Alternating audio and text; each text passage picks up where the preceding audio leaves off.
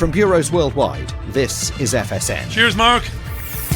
It's the BBG, not the BBC. You're listening to the Richie Allen Radio Show, live from Salford in Greater Manchester. Yeah, it's been a cold Monday here in the northwest of the country. Very cold.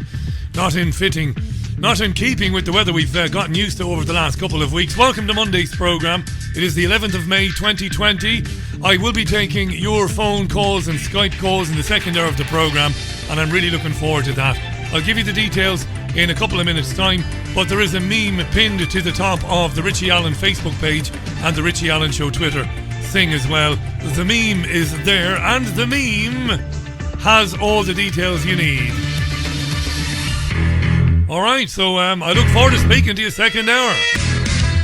It's the Richie Allen Show, broadcasting live on richieallen.co.uk and multiple platforms around the world. And now, here's your host, Richie Allen. And I hope you've had a good bank holiday weekend. One or two people said to me on Twitter today, surprised you're on, Richie, bank holiday. The bank holiday was on Friday. Indeed, the early May bank holiday was on Friday last. So today's a normal. Well, nothing is normal now, is it? Is it? Eh? Nothing is normal. But it is Monday, May 11th. And I'm going to be taking your calls in the second hour, maybe a little bit earlier, because I don't know how long the news roundup will go on for, because, well, I don't time it, you see. I don't time it. Of course I don't time it. I don't time it. So around about 45, 50 minutes this afternoon. If you want to come on the programme, the best way to do it, and it doesn't cost you anything, Skype. And the Skype line for this programme is Chat with Richie. That's Chat with Richie, or I-C-H-I-E. It's all one word, no spaces, Chat with Richie. But calling from inside the UK, if you've got to use the phone, it's 0161 818 2018. That's 0161 818 2018. Outside the UK, plus 44 161 818 2018. And when I say I look forward to it, I really do. So we'll have a chat, you and me, in the second hour. Before that, of course, we'll take a look at what's going on. Sorry about yesterday. I was sat right here yesterday morning at about 25 past 10. I'd been at the Sunday View since about 6:30. I was all ready to go, but my voice was cracking badly. I normally rested at weekends. I don't get up to very much at weekends, apart from a bit of rest, relaxation, listening to music. But we had company on Friday and on Saturday afternoon, and I had no rest really. Gotta let your hair down, you know, every now and then. So yesterday morning, croaky, not drunk or anything. I was in bed Saturday night by 10 o'clock, but I was a bit worried about the old voice. So there you are. And it might give way, it might give in by the end of this programme. But that's where you come in. You'll be doing the talking in the second hour. So Boris Johnson addressed the nation last night. He laid out the roadmap for exiting the lockdown, and in the process of doing that, he seemingly fried the nation's collective brain. Because some of the advice is bizarre in the extreme. Look, the whole lockdown, of course, you and me, we believe, well, we know the lockdown is a nonsense and completely unnecessary from the get-go. But if you didn't know that, and you believed it was necessary, well, what he was carrying on with last night, and even today, is bizarre. You can drive as far as you want in the UK to visit a park, but don't go to Scotland or Wales, because devolved governments there are in control of those countries. You can go to the beach, but you can't go to see your family in their home. But you can meet one of your parents in a local park. And you can see a cousin if they're twice removed and all of that. It's bizarre, right? It's bizarre. No, I'm not joking when I say this. Women, particularly my woman, I don't own any woman. I certainly don't own the oft-mentioned Caroline. But they're desperately waiting for some news of hairdressers, aren't they? It was a joke a few weeks ago. Women were putting memes on Twitter about sheep and hair being in disarray and all of that. But at this stage, women are genuinely petrified about the state of their hair. Well, apparently hairdressers are not going to be open before July. Right. It doesn't affect me, of course. I take out the old Remington clippers that I got for $4.99 in my local Chinese shop. Everybody's got a Chinese shop or a shop run by some Asian folks. It's one of those shops that's got absolutely everything in it. Anything you can think of. Oh, I need a pair of clippers for the dog's claws. They've got it, you know. Yeah, I need something to polish my shoes with. They've got it. I need a hair clippers. They've got it. I don't know how they have. But they have it. So I don't care too much about hairdressers. But women are absolutely climbing the walls, including my oft-mentioned missus, yes. Johnson did announce a new COVID alert system yesterday, and he elaborated on it today. His speech yesterday was underwritten today by the release of a 50, or is it 60-page document? I can't remember. But it's a hefty old tome, and it's all about how to exit the lockdown. Contained within is a new COVID alert system, which he elaborated on today. It's a scale of 1 to 5. 1, 2, 3, 4, 5. 5 being the worst, basically. 5 being hide under your beds and just don't breathe. We're at 4 now, apparently, and Johnson wants us to move to 3. Number 1 on the COVID alert system is where the virus is not present in the UK. Here's Boris Johnson in the comments today. The Prime Minister! A new UK-wide joint biosecurity centre will measure our progress with a 5-stage COVID alert system, and the combined effect of our measures so far has been to prevent us from reaching level 5, a situation that would have been in which the NHS would have been overwhelmed, and to hold us at level 4. Thanks to the hard work and sacrifices of the British people, by following the social distancing rules, we're now in a position where we can move in stages to where I hope the scientific advice will tell us that we are down to level 3. But this will only happen if everyone continues to play their part, to stay alert and to follow the rules. Stay alert and follow the rules. We might reach level 3 if you just do what you're told. All right? People will be blaming people now. If we're not at level 3 by July, we'll be blaming our neighbours. It's your fault over there, you bastard. You were told not to have garden parties. But you couldn't resist, could you, you selfish pig? That's the way it's going to be. I get very little right. My predictions, I've never been Nostradamus, never been a soothsayer, me. But I did say that, you know, I was talking about terror charts at the very beginning of this whole coronavirus garbage. And I said, this is where we'll go. We'll have a chart. The coronavirus is out there. If you're in the red or number 5 or whatever, yeah. Then Johnson went on to talk about track and trace and a new programme to reach hundreds of thousands of tests a day. Very important, this. Very important. I'll tell you why in a minute. Or at least why I think it is. And of course we need a world-leading system for testing and tracking and tracing victims and their contacts. So I'm delighted that Baroness Harding, the chair of NHS Improvement, has agreed to take charge of a programme that will ultimately enable us to test hundreds of thousands of people every day. All this means that we have begun our descent from the peak of the epidemic, but our journey has reached the most perilous moment where a wrong move could be disastrous. Disastrous. Now, 2 things to talk about there. Hundreds of thousands of tests. Do you know what that means?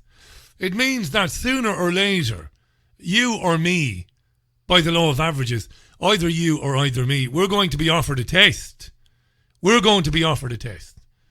And again, this speaks to, at least in my opinion anyway, this horrible dystopian world where neighbours are turning on neighbours, families turning on families.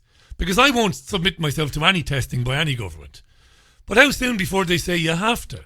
Or we strongly recommend that you do. Because it's in everybody's best interest, because once we can track and trace and once we know who has it, who used to have it and all of that, then we can move even quicker out of lockdown. I wonder, will you be named and shamed for not having taken a proffered test, I wonder. Also in there was a phrase Johnson used, which, again, it's a little bit sinister. Did he refer to patients as victims? I think he did. And of course, we need a world-leading system for testing and tracking and tracing victims and their contacts. Victims and their contacts. Victims. Again, this is the war analogies which trip off these dreadful politicians' tongues. Day after day after day. Front line. We're at war. Victims. And all of that. Anyway. Yeah, I mean, I don't have to tell you, right, what's happening. Beth Rigby is Sky News political editor. And she's read the expansive document I mentioned a moment ago, which I think stretches to 50 or 60 pages. She's read the entire thing, published by the government today, and she sums it up in a few words. It ain't good. But in terms of the big picture of the document, in terms of what the Prime Minister says here, he basically says, while we hope for a breakthrough in terms of finding a vaccine or treatments, hope is not a plan.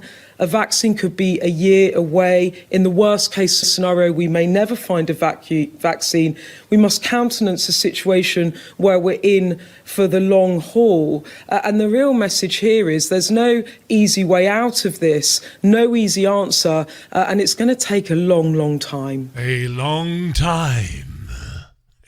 It's going to take a long time before anything begins to even resemble whatever normality you enjoyed before the COVID thing.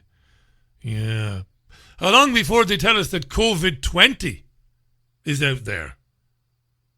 How long before they tell us that the virus is mutated and they start calling it COVID-20?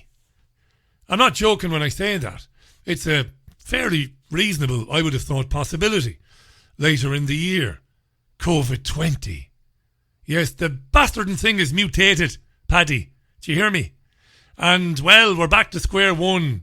People are getting sick. We have to have more lockdown.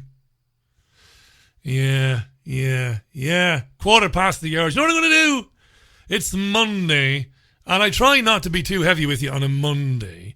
So I'm going to take a tune is what I'm going to do. So here you go. Here's music from Duran Duran from 1980. God knows what, because I can't remember. Welcome to Monday's Richie Allen Radio Show. I'll be talking to you in the second hour. I can't wait to do that. It's a tune called Girls on Film. Had a lovely video to it, this. Duran Duran, Girls on Film on the Richie Allen Radio Show, live from Salford, Monday's programme. The time's exactly 18 and a half minutes past 5. If you've got to be somewhere, you've probably still got time. Get your arse in gear. The roads are fairly quiet, don't you know? Here's a fascinating story in the Daily Mail today. The headline, The Workplace of the Future. Factories and construction sites reveal their new look with dozens of screens to protect workers, hand gel stations, one-way walking systems, and a ban on communal loos. Workplace of the future. Dozens of screens to cocoon workers away from their, well, the man or the woman that ordinarily shared that space with them. Unbelievable. Signs going up asking workers to maintain social distancing. Hand washing facilities all over the place. Canteens being shut. It's rather strange and a bit scary, and it's happening. And it's a good article in the Daily Mail. Go to dailymail.co.uk. And also in the Mail today, another story which is relevant because of the way people have been locked down at the moment, or the way, people are stuck at home. Average British adult spends the equivalent of 34 years of their life staring at screens. Wow. 34 years of their life staring at screens. The screens, of course, are telephones. We don't say telephone anymore, do we?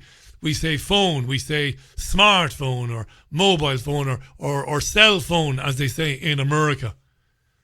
So between your telly, your phone, your tablet and your laptop, you're spending around 34 years of your life staring at a screen. And a number of really cool people, very well educated people, scientists, mainstream ones as well, have actually been able to show that our brains are changing, physically changing. The physical changes can be witnessed under the MRI scan.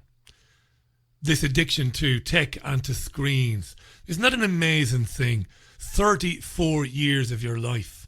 I think the average adult lifespan in England is in the mid-60s, is it still? You might think it's in the 70s, but I think, I could be wrong now, correct me if I'm wrong, could be in the mid-60s. And if that's the case, yes, you're spending more than half of your life staring at a screen. And something else grabbed my attention before we move on and round up some more news. There is a Microsoft advertisement running constantly on the television screen and on your laptop. It's for software, which I believe is free, but it's never really free. It's free, but it's never really free. It's software owned by Microsoft called Teams. So you've probably seen the ad because it's running constantly. See, we've got the various news channels on during the day. RT, Sky News, CNN and BBC 24, which doesn't have any ad breaks. But the others do. And I swear you're seeing the Microsoft Teams ad running constantly. It begins and ends with a police superintendent from the Met Police. In the ad, you will hear doctors, scientists and academics speaking about this product. But as I said, the ad is bookended by the same police superintendent. And, well, I don't know, I think this is a bit relevant. What do you think? We are running our COVID-19 technology response on Teams. Teams has given us the possibility to continue to innovate, to continue business and to react and to decide action. Bringing up video visits and accomplishing 14,000 visits in a matter of a few weeks. L'Oréal, since first day, has decided to convert its facilities to produce hand sanitizer. I can bring them in. I can actually share my screen and show the x-rays. Completely agree. This is going to be a game changer for medicine. The university is not only teaching, is research, is building up projects, is creating culture. We care about keeping London safe, keeping the police service going. We're living on Teams. It's as simple as that. We're living on Teams. It's as simple as that, he said. It's basically a chat-based tool that gives basically people working remotely for the same company the ability to work together, and they can share all of their information on the screen that they're all sharing. So you can put documents on there. As he said, x-rays, information. You can go off into a room and have a one-on-one chat with somebody else. You can have a team chat. You can do all of that. And of course, it's all owned by Bill Gates, who's the biggest private financier of vaccine research in the world, the man that's advocating that everybody in the world, or at least as many people as damn it, get the vaccine. And Gates saying that there can't be a return to normality until this happens. He's also behind the products that we are seeing everywhere at the moment that enable you and me and our friends to better work from home. We're living on Teams, said the Metropolitan Police Superintendent. And that's part of all of this, isn't it? This transformation of the human experience. I just been seeing that ad quite a bit and I decided to download it today. I'm not advertising the blasted thing. Don't use it. Don't buy anything that Gates is hawking. But it's an interesting one. David Nabarro is a doctor and a World Health Organization envoy. And very importantly, he's a professor of global health at Imperial College London. He was on Radio 5 Live this morning with Nicky Campbell. It's been a while since we heard from Nicky Campbell. So Professor Nabarro from the WHO thought he'd pour cold piss all over your cornflakes this morning. He talked about living with the virus and no drastic changes to lockdown anytime soon.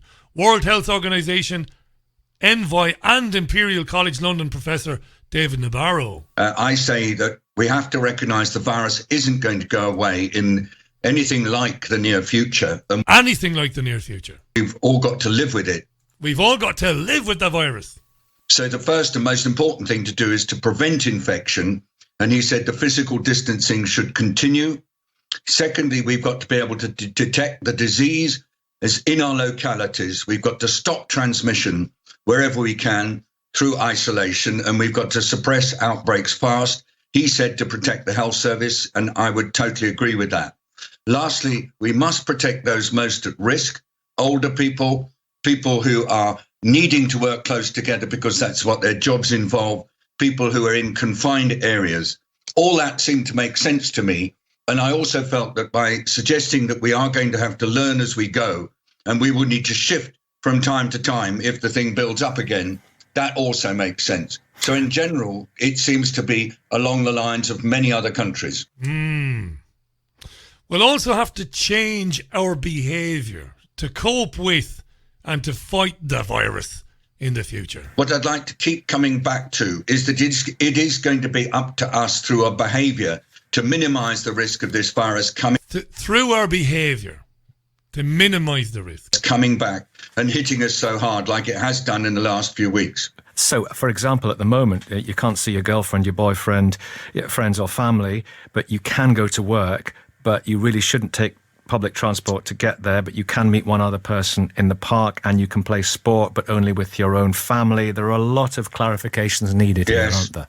Oh, I agree. And I suppose that's why I feel very much, I feel first of all for the Prime Minister and all those working with him, because trying to find a pathway through this is immensely complicated. When I watched him speaking, I thought at least he's levelling with the public and saying this is an adventure, a really difficult and rather desperate adventure in some ways. An adventure it is. Because the threats are so bad.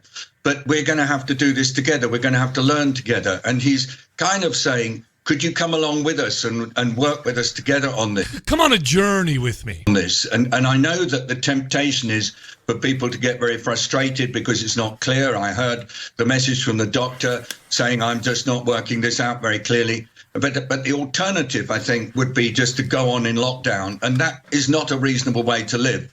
Just a remark on lockdowns, because more than half the world is in lockdown at the moment. They are desperate. They really force people into terrible poverty, shortage of food and hunger and so on. And so finding a way out of lockdown is something we all have to do together. Well, touche. The lockdown is killing people, starving people, making people seriously unwell. But we'll have to change our behaviour to cope with it and fight the virus going forward. Yeah, right. Okay. Campbell challenged nothing, of course. Nicky Campbell just sat there like a nodding dog, as is the style of the time. Ask him about vaccines, Nicky. That's why you brought him on, surely. Will we get a vaccine?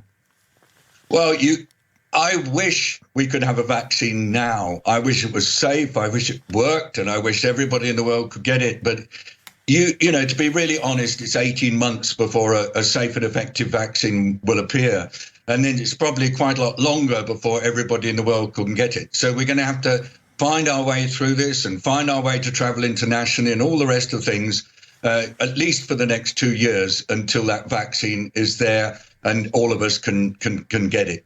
What was that again? I mean, that's important. I would have thought Campbell doesn't challenge this either. A lot longer before everybody in the world can get it. So we're going to have to find our way through this and find our way to travel internationally and all the rest of things, at least for the next 2 years until that vaccine is there and all of us can get it. Campbell's next question is, hang on, would you repeat that again? Are you suggesting that we carry on with restrictions on travel and movement and, you know, keeping some lockdown measures for the next 2 years until we have a vaccine? Is that what you're saying, really? Do you expect people to put up with this for 2 years? But of course, Campbell doesn't ask that. Will we get a vaccine? He's just an arsehole, you see. Well, you know that I've said that there are some viruses for which, after many, many years and billions of dollars worth of research, we still don't have vaccines. I wish I could be clearer. I wish I could just say, yep, we'll get it. But the whole issue of vaccines is that they're not a mechanical process, and it requires an awful lot of research and luck to understand when the vaccine will come. I want to stress, you see, that we still don't know whether or not, having had the COVID, you are then immune from the disease again. This is their ace card. This idea that if you've had it in your system, that you're not immune to it. This is ridiculous, of course. But it doesn't matter. They can say or claim anything in the current climate. And no, I'm not going to be rude. I'm going to be kind about people. Folks, the perplexed will swallow it hook, line and sinker. So if they start telling people, listen, there's no immunity to this. Your body doesn't build up antibodies to protect you against reinfection. The public will just buy it. They won't ask for any proof. They'll just buy it. This is their ace card. Again, this virus is a tricky one. Oh, it's a tricky one. That's handy. And I think that we will face two challenges. One is working out whether or not having COVID gives you immunity against reinfection. I hope we'll know the answer to that really soon. And secondly, whether or not it is possible to produce a vaccine. And if we produce it, whether or not it's going to be safe for everyone to use. Yeah. The most disgraceful part of that interview was the fact that Nicky Campbell, speaking to a professor from Imperial College in London, never asked Navarro for his take on Neil Ferguson, also of Imperial College London, who was rogering his little bit on the side and travelling around to do so in breach of his own lockdown rules, not swallowing his own medicine. Campbell didn't have the balls to ask him. It was the "and finally" question that any presenter worth his or her salt would ask.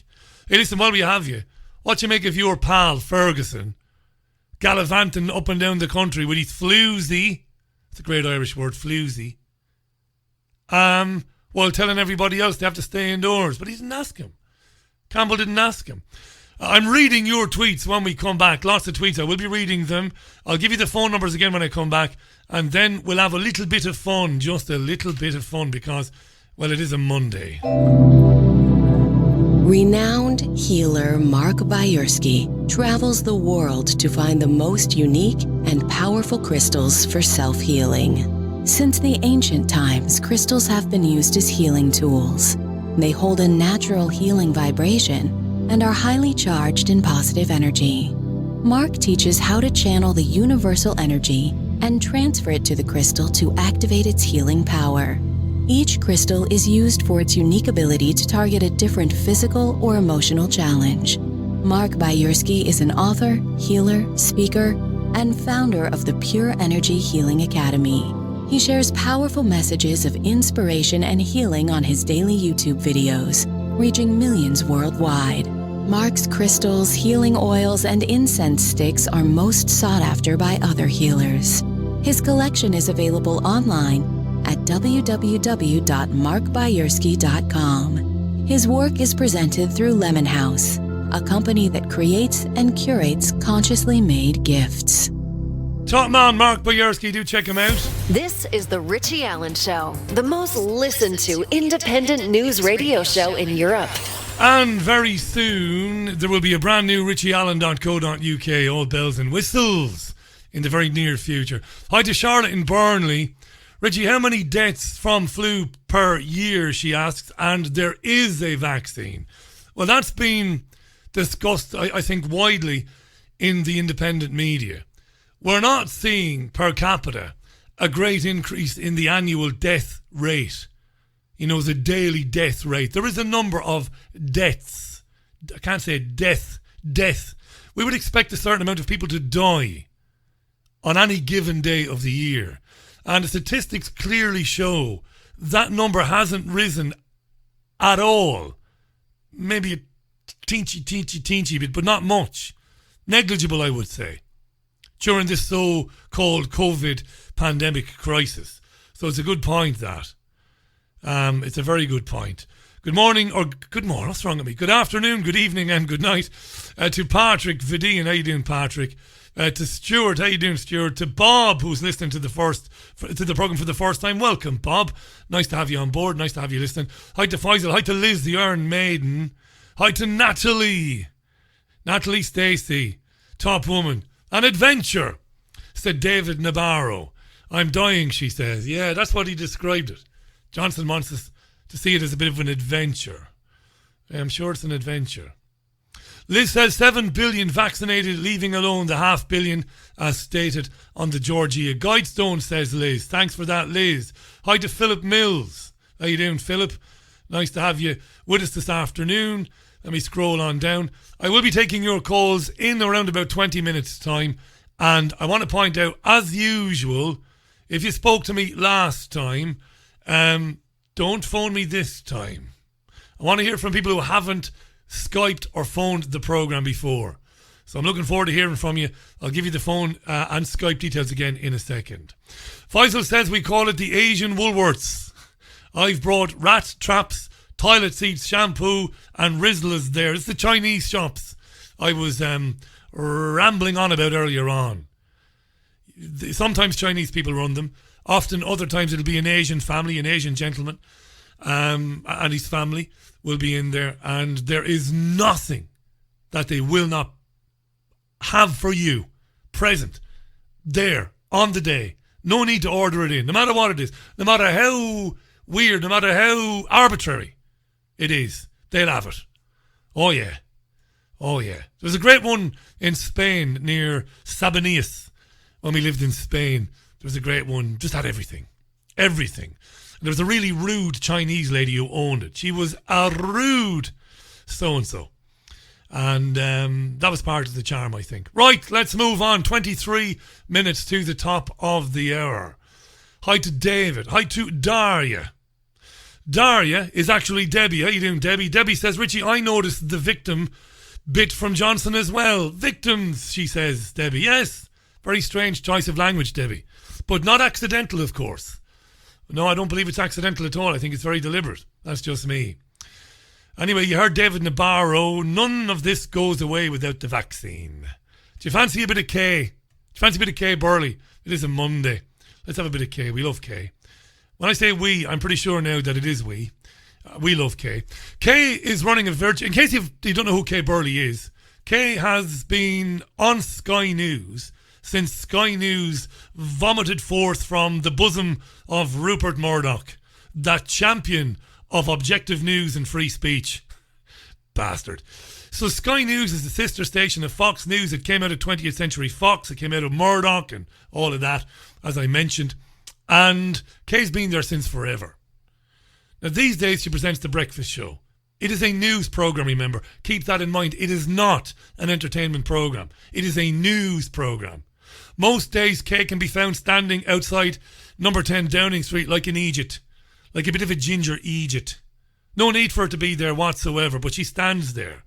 Back to number 10, back to the door, talking to the camera and doing interviews with people via the magic of Skype and all of that. Kay has begun running virtual holidays on her news show. Because Kay's concerned, see, that we won't be getting holidays this year or maybe even next year, if you believe David Nabarro. So Kay is using the magic of television to take us to the places that we just can't go. She was in Egypt last week, was Kay, virtually, and she had a delightful conversation with an Egyptian tour guide whom she, first of all, misgendered. It was one of the best, the most car crash interviews ever. Then she kept asking her, what was it like at the pyramids, to be told repeatedly that the place is empty. And then she caused the Egyptian tourist minister to have a stroke when she said that she was overcome by the pollution last time she was in Cairo. That's just a thing of beauty. But that was only the first show. That was the pilot. That's right. I couldn't think of it there for a minute. That was the pilot Kay Burley virtual travel show. So let's give Kay a chance. It's a new show. And she's not done travel television before. It's not easy. So here's episode 2 of Kay's travel show. It aired this morning. And I've helpfully, because I am very helpful, I'm a very nice guy, I have helpfully created a jingle for Kay. That's the least I could do. Kay is the gift that keeps on giving, and I've never sent Kay so much as a birthday card. All right? I've created a jingle for Kay's new holiday show, and here it is. I think you'll like it. Fabulous. It's all good. Fabulous. It's all good. Fabulous. It's all good. It's just fabulous. Fabulous holidays with Kay Burley. I've actually contacted the Association of British Travel Agents, otherwise known as ABTA, to apply for a licence for Kay. Love that. Do you want to hear it again? I know you do, because you're a bigger child than me. Fabulous. It's all good.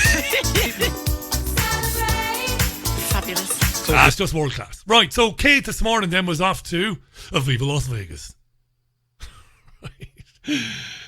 Here she is with Fab Holidays, Kay Burley. Prospect of a summer holiday, though, pretty remote for so many of us at the moment. So we're trying to brighten your week with our series of Virtually There, taking you on holiday in lockdown. This morning, we're on the Las Vegas Strip. Oh, yes, we are. Steve Jones is from the UK, but works in marketing in Las Vegas. He's with us now in front of the Bellagio Hotel. Hello to you. Hi there, good morning. Hi, what's life like in Las Vegas at the moment? What kind of fuckery is this? It's empty, Kay. It's empty. I told you last week not to ask that question at the beginning. It's empty. There's nobody there. It's in lockdown like every place else, you ginger muppet.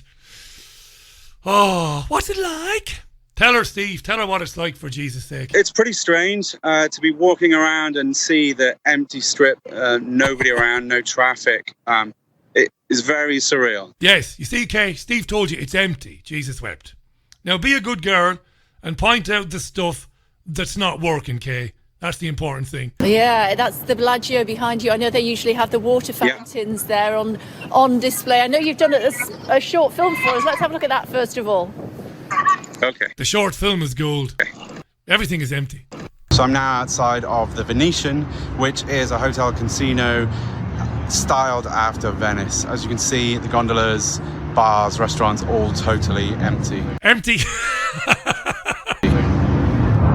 A lot of the properties are barricaded to stop anybody entering. Yes, empty, Kay. Barricaded. Barricaded, Kay.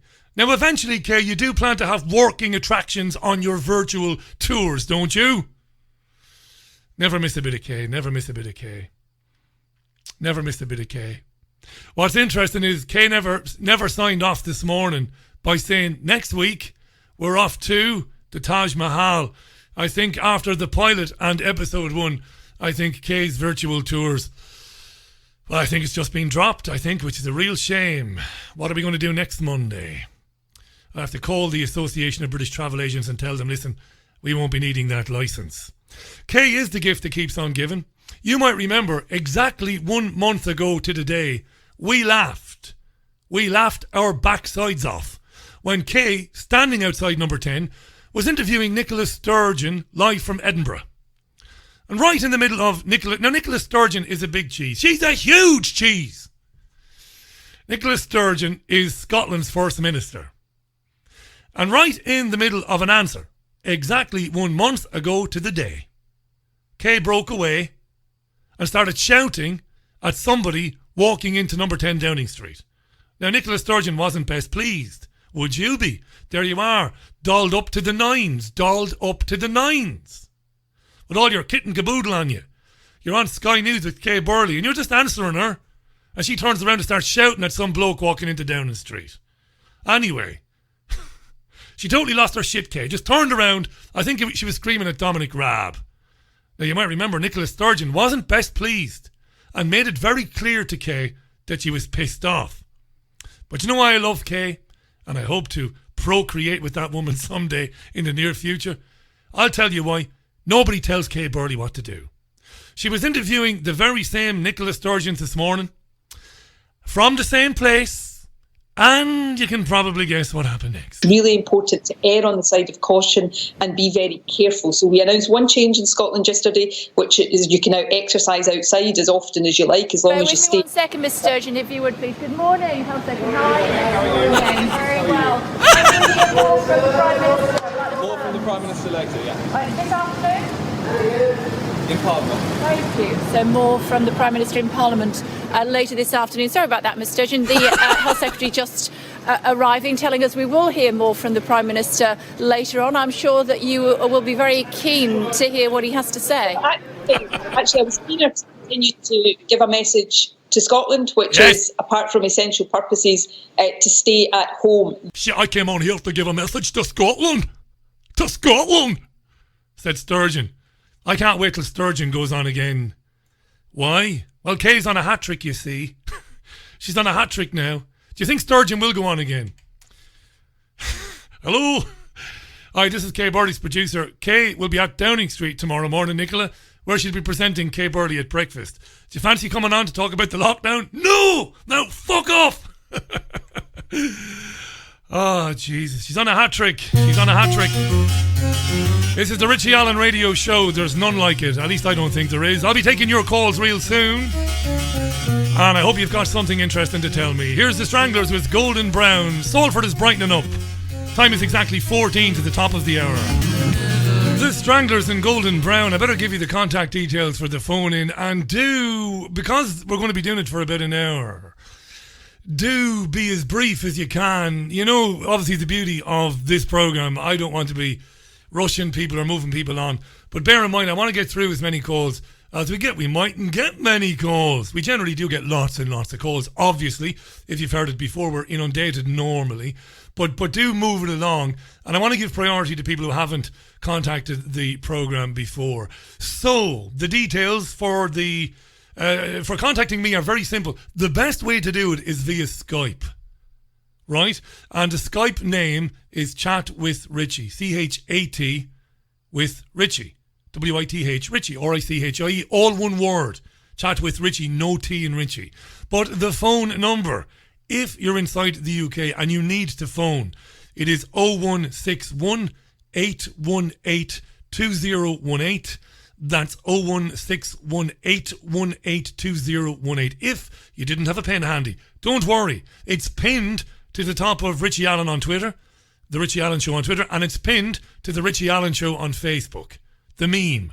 So it's right there for you. Outside the country, if you can't use Skype, it's +44 161 818 2018. But as I said, if you can use Skype and it's better for you, it is Chat with Richie, all one word. Yes. Hi to Steve James. How you doing, Steve? Let's not give Kay too much of a hard time here. Kay is the female answer to the comedian Alan Partridge. A little bit, but you know, got to say this. It could come across as a little bit misogynistic, and I don't want it to, because I do have great admiration for anybody that has done as much live television as Kay Burley. And I'll give Kay Burley a little bit of credit here. Kay Burley is pretty useful when things go belly up on television, or when she's suddenly thrown into a situation like a live event, a breaking news story. She's very good and holds her own, and I think that's got to be said as well. She's a bit eccentric, and look, ultimately she can only work with what she's got where she is, and she is at Sky News, which isn't in the business of informing you as to what's happening. And that's not Kay Burley's fault, by the way, or anything like it. She's been around for years, and I know a lot of feminists. First of all, I know a lot of feminists personally through my radio career. I've met many and I'm in touch with many. And a lot of feminists like her because she came up through newspapers in Wigan and through television, regional television and ITV television at a time when it was fairly difficult. And I'm not trying to curry favour with anybody now. You know what I'm like. I don't curry favour. I'm not trying to virtue signal. But Kay came up at a time when it was very hard for a woman to come up. She's far more intelligent, Kay Burley, than she acts on her news programme. Let me tell you. The news programme is vaudeville. Gives me great entertainment. But she's a lot better than that. Is the sad reality. It's not because she's useless. She's not useless. It's just what Sky News is. It's what BBC News is. But I admired the woman for, having the gumption to come up during the 1980s and to progress through the system, as it were, when there would have been a lot of opposition to that, no doubt about that. 7 minutes to the top of the hour. I'm so looking forward to talking to you. I've given you the contact details. I might just take a tune and go straight to the phones. Chat with Richie on Skype, and it is 0161. Oh God, Richie, I can't remember it. I must have said this 1,000 times. 0161 818 2018. That's if you can't Skype me. You can chat about the lockdown, how it's affected you. You can talk about the virus. Is there a virus? Is there a potent, deadly virus? Do you think that people like me are idiots? You might very well be right. Talk to me about that. If you've got a different point of view that's not been expressed on here before, come on and say it. I am a big, friendly, baldy gammon. I like talking to people. I particularly like talking to people that see who see the world a bit different than I do. Let's have Tamsin or Tasmin Archer. This is a good tune. Back with your calls in a minute. Right, let's go straight to the phones then. This is the Richie Allen Radio Show. It is live from Salford. That is in Greater Manchester. It's approaching 4 minutes to 6 o'clock. It's Monday's programme, the 11th of May 2020. Got a good week for you. Got some really good guests. I will fill you in before we end. We're going straight to the phones. Don't panic if you are ringing and you're not getting through. There will be plenty of time. I will get you on. Let's welcome our first caller to the programme. Caller, welcome. Who am I speaking with and where are you calling from? Hi, Richie. Aid in Watford. Aid in Watford. You're very welcome, Aid. How are you? Yeah, good, mate. Good. How you doing? I'm very well, Aid. More importantly, because I get to have my say all the time. How are you doing with the lockdown, firstly? And then the floor is yours. You can tell us what you came on to talk about. Okay. The lockdown is probably like most people who have got at least one eye open. It's hard to work which way is up and which way is down. And it's clearly, I imagine with most people, it's twisting my melon properly. Yeah. It's just been, just a bit hectic to say the very least. Because the bottom line is, I'm not sure exactly what's going on. Clearly something's going on. Looking at, reasonably recent history, generally the way it works is if let's call it the system or whatever it is, wants you to look in one direction, then that's generally an indication to me to look in the completely opposite direction that they want you to look in. So the question is there a virus? I'm not one of those people that's saying there isn't something. There is something. I believe there is, whether it's COVID or flu or whatever the hell it is. But I think the question for me is, what is it? Because this is massive and unprecedented in terms of measures. The question is, what is it that they're truly trying to divert us away from? Because it can't be what they purport it to be. Could it be, Aid, that as my Irish mate Jean Ann says, the virus is the excuse and the lockdown measures, the changing of our daily existence, the changing of our lives, and the paradigm effectively, might that be?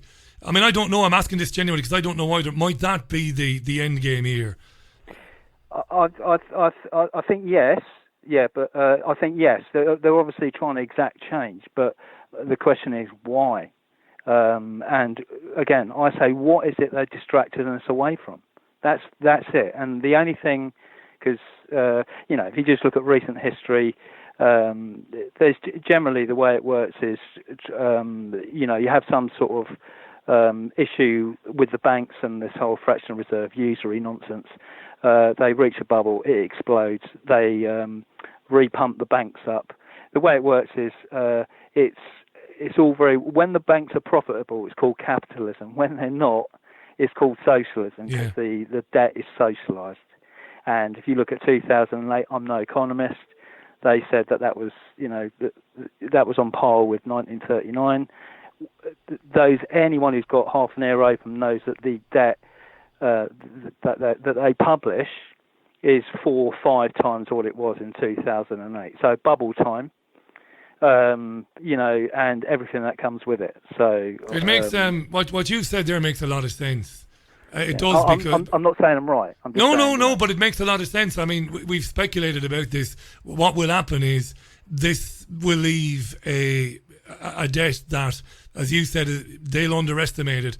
Some people are saying it'll make what happened in 1929 look like kids play, child's play, and ultimately what will come out of that is a massive asset grab by the banks, and they'll be enabled to do that by politicians, and it'll mean that life gets exponentially harder for everybody. That doesn't necessarily mean that was their end goal, but it's certainly one of the things that's undeniably going to happen, Ed. Well, I'd say yes, but obviously we know that. I try and respiratory. That's I'm basting a chicken, so that's my alarm. Are you basting a chicken? Good man, you're doing the cooking. I love it. You're a proper kept man there, Ed. Proper kept man. Go ahead. Baste that chicken. Sorry. This is the way I rationalise it. The average, regular, quote, human being has a moral compass and empathy and a sense of altruism. So we know, with the exception of a few governments in the world, most governments that run the populations are technically, that doesn't sound good for the chicken, that. I mean, that was a proper alarm there, right? It's scientific. It's okay. Technically war criminals, because the bottom line is this. It's very simple. If we look at what goes on in Yemen, I'll ask you this, Richie. I already know the answer to the question, and it's the same to everybody else. Could you think of a reason why you could look in the mirror and justify vaporizing babies at the end of smart bombs? Well, of course, there's no justification for it. There you go. So I imagine most people are like that. Yeah. But clearly the people who apparently are the puppet masters or the ones in vision think that's perfectly fine. That's perfectly acceptable behaviour. How many years did Jeremy Corbyn have in Westminster as leader of the opposition to hammer home the fact that our government is enabling the Saudi Arabian government to vaporise Yemeni babies, and Corbyn did nothing? And I have said it to his brother. I would say it to any of his supporters. You're absolutely right to say that. Yeah, I think you're right, but I go back to the whole sort of the thing with the Trump phenomenon, right? Now you called it from day one, but I sort of, before Trump got in, I was thinking, oh yeah, he's talking about jailing Hillary and cancelling the Fed and doing this and doing, and I was thinking, oh, that's JFK territory. He's going to last a week. They're going to take his head clean off his shoulders, right? He didn't mean it. Because there's no way that's going to happen. So he got in. And all of a sudden, literally within a nanosecond, he's like, "Oh, Hillary's good people." I don't want to hurt her. I don't want to hurt those people. How do these people roll? If they're prepared, this is. And do you know what, Ed? Do you know what, mate? And again, I mean this from the bottom of my heart. It didn't make me any brighter than you or anybody else. I'm fatigued with it. I've been looking at it from inside it for years. I'm pretty late to the game with this. That you've had your toe in for quite a while now, comparatively. So you've obviously had. It comes with experience. But the bottom line is this: as soon as Trump got in, he did a complete 360, and I'm sort of thinking, well, what happened? Yeah. What made you? Either you were a pathological liar, which is not beyond the realms of possibility, before you got in, or when you were voted in, they just basically took you into a back room, because remember, these people vaporised babies. Yeah. Yeah. And they basically said, listen, it's really simple. This is how it goes. This is how it works, right? You either toe the line, or at the very least, we're gonna do bad things to your family. Simple as that. I've got it. Yeah. There's dozens of calls coming in. So go back to basting that chicken. Proper kept man there. I hope it works out. Before you go on. I've got one little chicken bone to pick with you, Richie, and it's very small. Go ahead. I spoke to you, and I've sent you emails. I know, Ed. People out there. I know. You're gonna. I want people to hear it. People out there need a postal address. I know. For postal orders, Richie. Please. I know. I know you've been busy. It's not been easy. Listen, it's not been easy, and there's a reason for that. There's a big security problem with that. A big one. I've had a lot of trouble in the last 6 months from people who want to do harm, not just harm, but physical harm. And I've had to be very careful about that. And where I'm living, the last thing in the world I want anybody to do is to know where I live. No, I know. You say postal, but even getting a postal box address further afield. Look, I'm looking into a way of doing it. Okay. Leave it with me. Right. I appreciate you saying that, Ed. Thanks so much for coming on, mate. Good to talk to you. That was Ed there from Watford. That's a serious thing. That I did say to him. I did say to Ed. I said, Ed, I'll get a PO box that people who don't want to use banks, understandably, and people who don't want to use PayPal, understandably, if they want to make a contribution, they can do it another way. I will get on top of that eventually. Where are we going now? Caller, welcome to the programme. Who am I speaking with? Hi, Richie. It's Robin. How you doing, Robin? Welcome to the programme. Where are you? I'm up in Bonnie, Scotland. You're in Scotland. I love it. So you've come on to hammer me for calling Nicola Sturgeon Jimmy Cranky. I apologise. Oh, there's no need for it. No, I call her a lot worse. How are you? You should see my meme on Facebook at the moment. Go on. My name is. It's basically a picture of wee Jimmy Cranky stood there, one hip on her hand on her hip, one hand out, basically a bit like the Teapot song, sort of. But rather than tip me up and pull me out, right. It's open my trap and shit comes out. Which I'm not going to argue with. It's good to have you on, Robin. I'm going to be just asking people to be as quick as they can because I'm getting lots of calls. I should give 2 hours to this, really. But lovely to have you. So what would you like to say? Go ahead. Basically, other than the fact that I'm starting to think I'm going mad because I don't understand how everybody cannot see now what's going on. Yeah. It is now so obvious. It's unbelievable. I'm now looking into whether or not we can actually sue not necessarily the government, but all the people in the government which are responsible for making the policy using international and human rights law. Basically, there are so many things that are completely anti-human, for want of a better policy. And so, yeah, I'm just trying to work on that. There's Facebook pages online which are there to actually, for people to actually talk about and get help and information on. Hey, Robin, let me ask you this. Are you following, there is a businessman called Simon Dolan, who, yes, have you read about him? He's actually set up to try and stop the government because of illegal and disproportionate action over COVID. That's the one, yeah. Well, yeah. Well, I only sort of saw that yesterday. Well, I'm going down to the thing of a bit like the Erin Brockovich scenario, where you get a lot of individual people who are being harmed by this, mentally, physically, emotionally, you name it. Financially, of course. Financially is important in this day and age. Yeah, and financially. I mean, this is it. I mean, put it this way. I'm just a tad older than you. I'm almost 50. I'm disabled. I've got ME and fibromyalgia. I can't choose my medical treatment anymore. I can't go to a chiropractor. My doctor doesn't do face-to-face appointments, but he's prepared to throw hardcore drugs at me, even though he knows I don't do drugs. Right. A dentist, you can't actually get to a dentist. I've had to have 2 fillings removed because no one would just put a temporary filling in. I mean, it's absolutely ridiculous. And that's just the easy bits. I mean, because I can't get chiropractic treatment, I'm now permanently in spasm from my neck right through and down to my hips. Wow, I'm sorry to hear so that. I can do even far less than what I could do before. But because I'm pig-headed and stubborn and very independent, I don't want to be having a carer caring for me if I can do it myself with the right treatment. But now I'm sort of struggling. You can't get tradesmen. Your contention is, obviously, this has had a profoundly negative impact on your physical and emotional health, understandably. And they've done this allegedly to protect, vulnerable people from getting the virus. But you, without being able to do what you would normally do, that makes you a vulnerable person, puts you in a very difficult situation. And maybe there's a legal remedy there, Robin. There might well be. It's not just that. There's people who are suffering far worse than me. There's people who cannot take any more of it and are killing themselves. Or there's people who didn't have a chance to get out before the lockdown dropped, and there's no sign of it being lifted, definitely not in Scotland, who are in abusive relationships, who can't get out. They can't even have time apart from each other. But no, rather than the monetary, it's more of a thing of trying to make sure that under the Nuremberg Agreement and the Geneva Convention, they cannot punish anyone who refuses the vaccination, who refuses the track and trace, who refuses... What else are they bringing up? Oh, God knows. Let me ask you a question, Robin. Let me ask you a question, because you've brought up something very important there.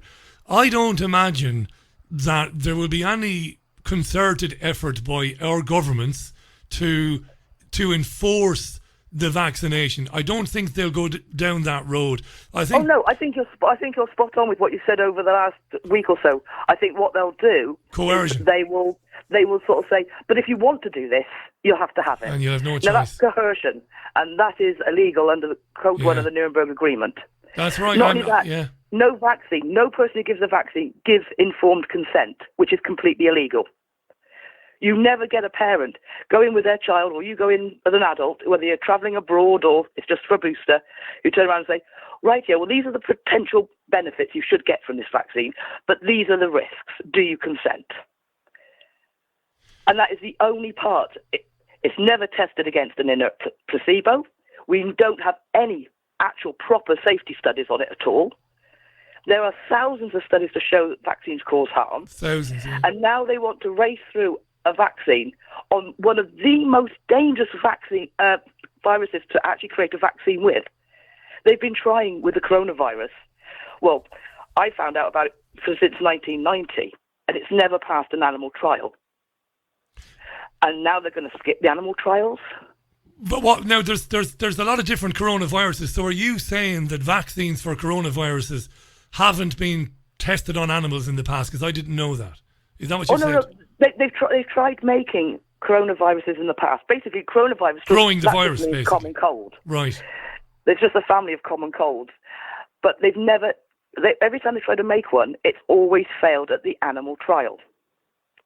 Now, I did hear from one doctor who sort of said in the 1960s in America, they tried to make one and obviously went straight into the human trials, and it had devastating effects on the population that was injected.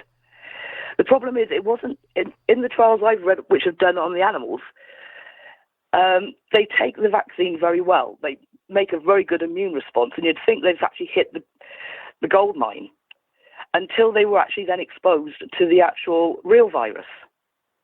And then they all had a lot of complications, and some very fatal. Now, the problem with that is, once it's gone into the population, we're not going to be able to stop a virus. We can't even see a virus. Well, swine flu had the vaccine for swine flu had terribly negative consequences for many people. And if you look at actually how many people were actually affected by the swine flu, not many. And you have to imagine too, Robin, that we've heard from a lot of people who believe that, to use that phrase, the books are being cooked, that not nearly as many people have this virus, if it even exists, as we are being told. I mean, we're hearing extraordinary things, like a man went into hospital with, he had stage 4 cancer anyway, and then we're told he died with coronavirus. And then we're told that coronavirus was listed on the death certificate. So, I mean, we don't have any idea really of how many people really had a very serious virus. And the problem is we don't have any idea who actually has COVID-19 at all, because they've never properly isolated the COVID, let alone tested it to whether or not that virus is making those symptoms. Because their tests are actually, if there is a presence of any particular coronavirus, the test will show positive. That's right. Yeah, it's very important. But no, it isn't, because the test they're using, the PCR test, actually, all that's picking up is tiny fragments of RNA. It's not picking up any virus. So, in other words, they can't isolate the virus and go, look, there it is. They're not picking up a viral load. And so you can't even say, that person's got it and they've got it to get symptoms. They're just picking up the RNA. Now, that RNA, if you give it to any half-decent microbiologist, will be able to match it to almost any virus, and also to something called exosomes, which is something produced by every cell of our body naturally as a part of detoxing. I'll tell you something else, Robin. I'm not convinced of this exosome theory. I'm not convinced of it at all. All exosomes is when the cell gets toxic substances, whether it's through eating, through injection, through things like radiation, etc. When the cell actually has enough in it, then what they do is they release it. Yeah. They release the toxins with whatever material is with it. Now, that doesn't mean that exosomes are causing the virus, or exosomes are causing the symptoms. No, Kaufman said... that test could be picking up exosomes. Well, that's right. Well, that's what Kaufman said. That little fragment. But everybody's talking about exosomes, because this guy, Andy Kaufman, said that the tests are picking up exosomes. But I'm not. Listen, I can't But argue. you can't say that because we don't know what the test is picking up because it's literally picking up small fragments of RNA, so it could be anything. No, listen, you're misunderstanding me. Of course, I can't say that, but I know what Andy Kaufman has said, and I'm not convinced that what Andy Kaufman said is correct, and I'll tell you why. Because Kaufman doesn't believe that basically viruses are communicable between us through the air. And I, frankly, as intelligent as that guy is, and as qualified as he is, I think that is nonsense. And I said that to him when I interviewed him. Yeah. He said, I'd have to agree with you on that. It's nonsense, yeah. The fact that he can't say that it's only picking up exosomes. He can't say that because he doesn't know. It's not picking up enough DNA or RNA. The second is, the problem is we've been brought up for the last 100-odd years with Pasteur's germ theory. The allopathic medicine, Rockefellers and Carnegie jumped on it going, great. A fantastic business model. But was it scientifically accurate? And at the same time, Béchamp brought out the terrain theory, which basically says depending on your internal terrain will depend on whether a pathogen can take hold and you can create a viral load which causes symptoms. And if you look back over the last 100 plus years of history, that's the one that makes sense. It explains why some people, even Ebola, some people can be with them, get it mildly, get over it, or some people can be with them and not get it at all. I'll tell you what, Robin, you should have interviewed Kaufman instead of me. I should have brought you on. You'd have done a better job than I did, and I did my best with him. No, but you're obviously very well read on this, and you've got an understanding of it that I don't. I've got a very basic journalistic understanding of it. But I'll tell you what I'm going to do. I'm going to give you the final word. I want to ask you about where you think this is all going to end up. Because lots and lots and lots of calls are coming in, and I always say I'll move them on, and I bloody well don't. Fascinating hearing you talk about that. The exosomes thing, I'm not sure. You know, I'm very open-minded. Final word to you. Go ahead.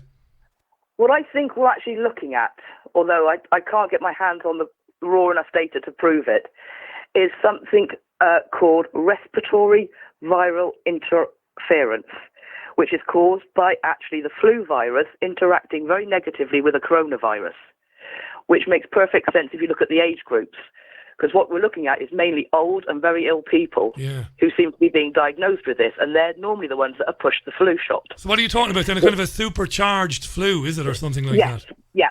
It's the scientific papers. The Department of Defense did a study in 2017-2018 flu season with their employees who had the flu shot. And they actually found that it was highly significant that the actual illness they then got was far more dangerous than if they hadn't had the flu shot. As far as where it's going, that depends on us.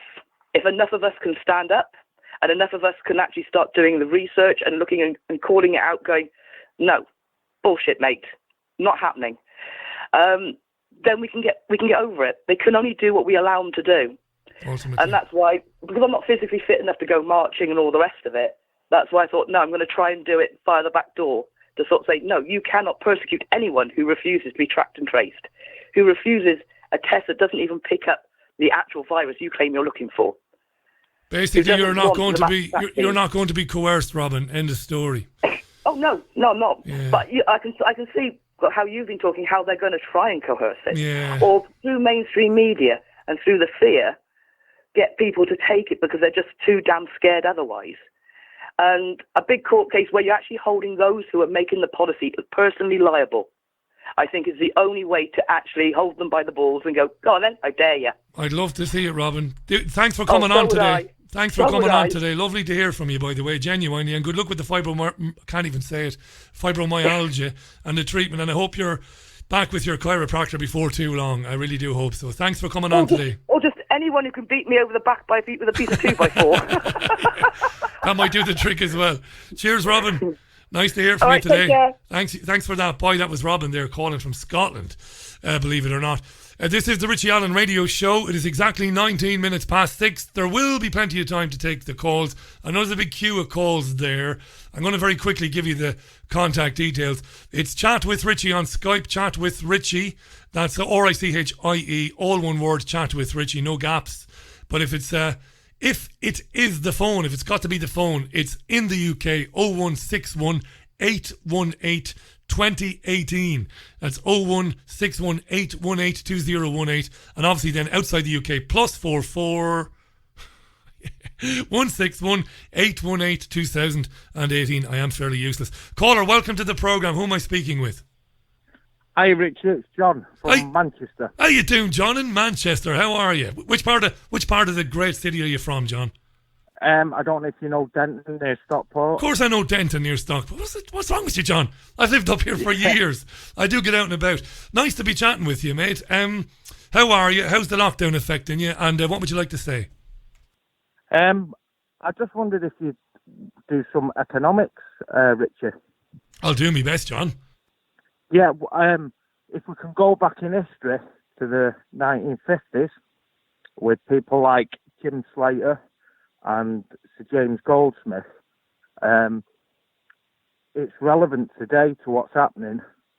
These are the architects of hostile takeover, and it was about seizing people's assets, small businesses and individuals, and I think we're not fully understanding the economic picture, the warfare that's coming. I'm just wondering what you think, Richie. Well, I'm fascinated to hear this, John. So, by hostile takeover, what you're seeing at the moment is the takeover of what by the banks? Of society, of the real wealth in society? Well, as a small business owner, and a person that what I feel is coming is, again, a seizure of real assets. And I know you've talked about it, Richard, but it really hurts people when businesses are built up.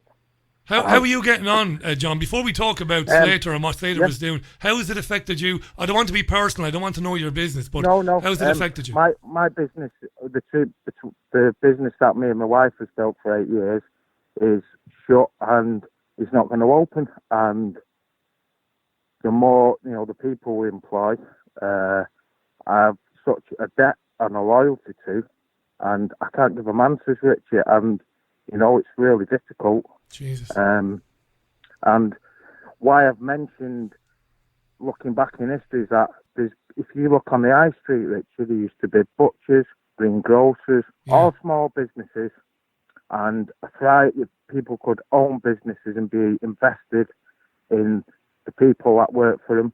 And if you look back in history, there's been a real chain where big finance from people have come and started at small and medium enterprises, and as from the 50s right to today, have stripped people of owning businesses, made it very difficult legislation-wise, and it did begin in the 50s, John. You're right, it did begin in the 50s, this takeover of Main Street by chain stores and organisations with a lot of money behind them. You're right. You're absolutely right. Lord Wolfenston, which was the owner of Gus, was a major financer of people like James Goldsmith and Jim Slater.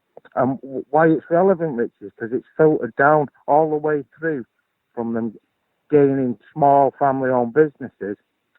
The chain has gone right through to where we're at today, and people walk down into what used to be thriving market towns and look round, and there's no small shops, and it's destroyed people's lives. It's destroying mine and my wife's life now. We've had 9 staff work for us for a long time, and it's painful, Richie, and I feel the tsunami is yet to come financially for a lot of people.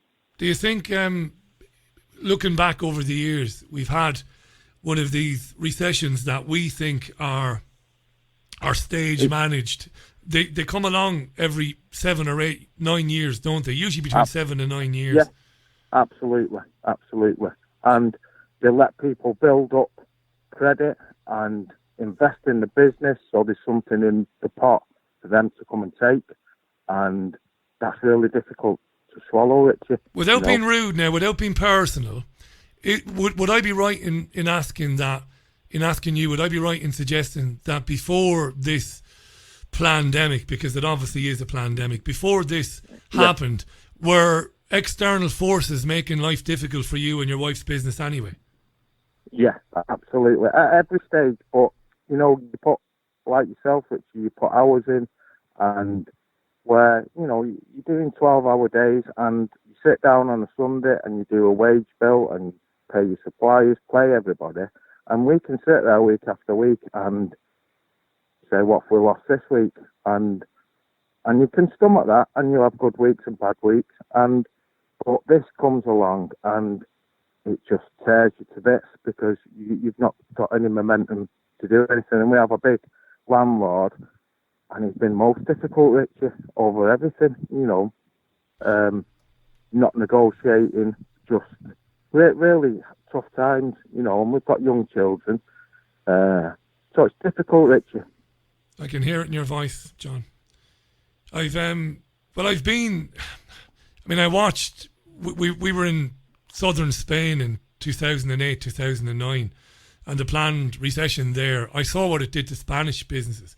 You see, my better half learned the language and was fluent in it and immersed herself.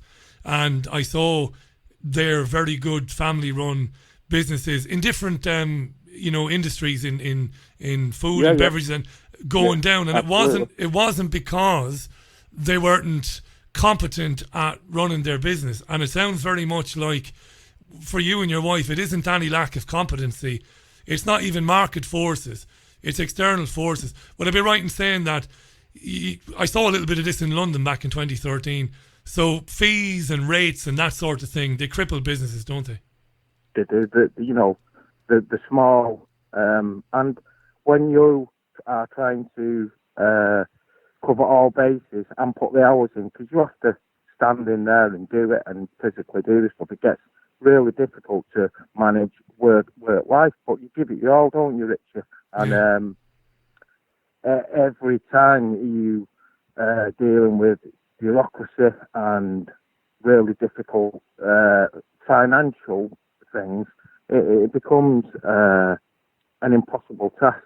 But, you know, not just us, but the people that work for us who's got families, they feel great, you know, getting up and feeding your children, and then that's tough. So it's been horrendous, and I think the economic side is going to be felt for a long time. Richie, do you feel the same? Yeah, for a long time, John. What about this for a long, long time? What about the government saying through Rishi Sunak, the Chancellor, that businesses like yours are going to be given a bit of help and that staff can be furloughed and the government will pay some of the wages? Would any of that be of any use to you at this stage? We're going through them processes, Richie, and in all honesty, we've got a really good accountant who's been great with us, but it's so difficult that I feel like they're making everything so difficult that, you know, at some juncture going forward, maybe things will come to fruition what they promised, but yet again, I'll be empty promise, because I don't trust them, Richie, do you? They've promised us everything, you know. No, just to endorse them. Sorry, John, just to endorse what you're saying there. I've heard business owners like yourself this week, last week, on national radio saying that they've applied for the scheme and they've been knocked back, or it's in the long grass and it hasn't been as quick as they were led to believe it would be. So what you're saying correlates with what I've been hearing on national radio. So they promise with the one hand, and the other hand seems to be in a pocket, not really doing anything. Yeah, and again, there's so much criteria to fulfil, and I think they're looking to set you back, and just even getting the mail from where our premises, because obviously they've got shutters on it, has been so difficult. Is that right? Just basic things, Richard, we plan really well, and we plan in front and been meticulous in everything, and things are just setting you back every day, and we need to get back up and running and fulfill, you know, give people who work for us a thing, and I guess it's across the country, Richie, and it's just really, I do believe that this is about taking people's assets, hard assets that they've worked for a long time, and you hit the nail on the head many times when we talk about financial things, and it doesn't get publicised enough because they want to come after your real assets, and that's probably what's going to happen to us. It's an evil thing because they've told everybody you've got to stay at home and you've got to close your business. I mean, this is evil, and they've done it when we know there was no need for it. Even if there is, like Robin was saying, the previous caller, even if there is a supercharged flu, there was no need for the lockdown. Carl Hennigan, Oxford University, doctors in Germany, doctors in Switzerland, they've said it was completely unnecessary. All really credible people. Really credible people. Credible, and really, the minute that perspective is put out, it gets shut down by the mainstream, and that's where you do such a valuable job, and you can be really proud of yourself. I don't know if it is valuable. Can I just say this, John? It's sick because they say, right, we've shut you down. Right, now you take a loan that will help you while you go through it. Well, that loan has got to be satisfied later on. Absolutely. That puts you in kind of double bubble, as it were, and then of course society then has to pay for. That's the mousetrap, isn't it? That's the mousetrap. That's the mousetrap. We've never owed anybody anything. Everything we've done was paid, and that's the right way to do things. Look after people. I find that in business, when you're honest, and that gets reciprocated 9 times out of 10. And again, if they're imposing things that just to get you through, and then whatever comes forward, going to be a massive downward pressure on people that are pretty much at their end of the tether anyway, Richard, I want to say something, John. Maybe I'm talking out of turn here now, so you can tell me to fuck off if you want. I don't mind. I'd never do that, Richard. No, man, I'm serious. When towards the end of the time we lived in Spain, our personal circumstances were really, really, really bad. I mean, they were dreadful. I mean, I thought we were for the streets at one stage. Yeah. It was that bad. That stress was really terrible. And apart from having a few arguments, what we managed to do was not, let our relationship fall apart, and we managed to kind of hang on to one another. And I think that was a big part of us getting out of the shit, basically.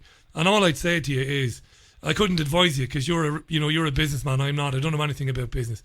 But all I would say is, make sure that you and your wife are together. Fight it together, John.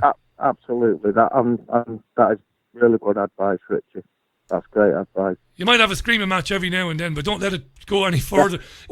Don't be storming out or anything. But of course you will. Of course you'll be stressed, and you might want to, have an argument. But if you don't, and you manage not to do that, I think it'll be of great benefit. I mean, the cheek of me to say that to you, but I'm just saying it because I went through it. Good advice, Richie. Great advice. I wish you the very best, John. Thanks for your time today. Anytime, mate. Anytime. And if you can find a way of dropping me an email, let me know where you are in Denton. Because next time I'm over there, and I will be over there, I'll meet you for a beer I'm buying. That's great. And you look after yourself. Thanks for all your good work, Richard. Not at all. And good luck to you and your company and to your staff. You take care. Cheers, Bye-bye. John. Bye for now. Bye now.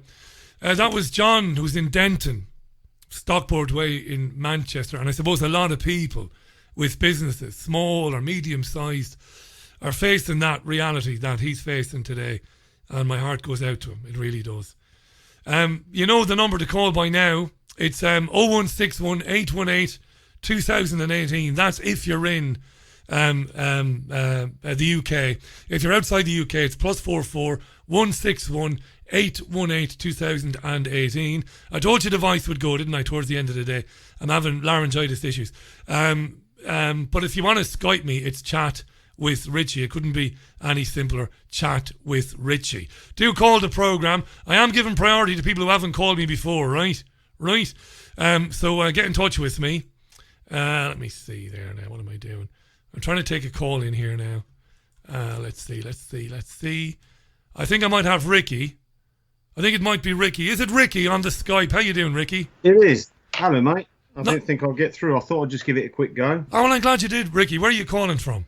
From Auxerre in Burgundy in France. Oh, there you are now. Well, of course, it's all wine country, France. It's all wine country. But that is wine country. How did you end up in Auxerre in France, Ricky? From Kent originally, but came out and teaching English and ended up making a career of it and meeting a French lady like yourself, but this side of the channel. Fantastic. And are you married now? Are you settled there? Are you living? Or did you get caught in the lockdown? Settled with 3 kids. Yeah, end of the lockdown for most of the country here. I don't know if you followed it, but it's set into there's a red zone and a green zone. If you're in the red zone, it's a slightly slower déconfinement, they call it, as you end the lockdown. And if you're in a green zone, it's a faster end to the lockdown. Wow. Now, so in Auxerre, are you red or green then? You're coming out of it, are you? Well, we're just end of red. We're still in red. We're just at the end of red, yeah. How's it been for you and your family and the 3 children? To be fair, we're pretty lucky in that we both got jobs that we can still work from home. I'm a teacher, so I can work online.